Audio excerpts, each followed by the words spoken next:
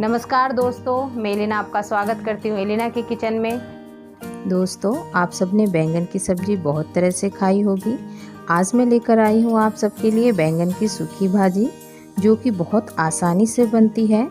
और बैंगन की सूखी भाजी बनाने के लिए हमारे किचन में ये सामग्री आसानी से मिल जाती है। तो चलिए मेरे किचन में और बनाते हैं बैंगन की सूखी भाजी। हम गैस ऑन करके कढ़ाई गरम कर लेंगे।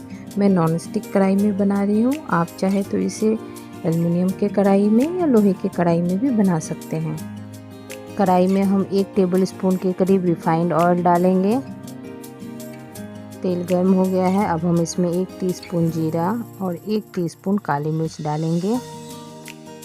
3 कटी हुई हरी मिर्च डालेंगे और इसको सौटे करेंगे। 2 मिनट पकने के बाद अब इसमें कटा हुआ लहसुन डालेंगे। मैंने 3-4 लहसुन लिए हैं और उसको छोटे टुकड़ों में काट लिया है। लहसुन को हम थोड़ी देर पकने देंगे, जिससे उसका कच्चा टेस्ट निकल जाए। मैंने एक मीडियम साइज़ का प्याज लिया है और उसको डाइस में काट लिया है। अब इसको भी डाल के हम फ्राई करेंगे। जब प्याज का कलर चेंज हो जाएगा तब हम उसमें डालेंगे अपने कटे हुए बैंगन। बैंगन को भी मैंने डाइस में काट लिया है।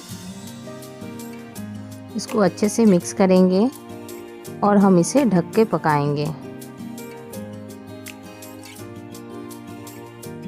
चलिए अब देख लेते हैं कि बैंगन कितना पक चुका है। ये थोड़ा सा पक गया है। अब मैं इसमें स्वाद अनुसार नमक डालूंगी।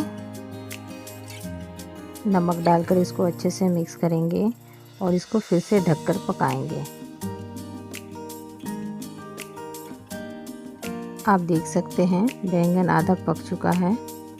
अब मैं इसमें 2 मीडियम साइज़ के टमाटर डाइस में काट के डाल रही हूँ। इन सबको अच्छे से मिक्स करके अब हम इसे फिर से ढक के पकाएंगे। बैंगन काफ़ी हद तक पक चुका है।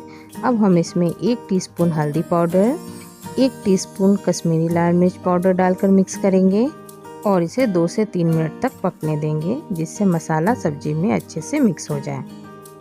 लास्ट में अब मैं इसमें धनिया काट के डाल रही हूँ।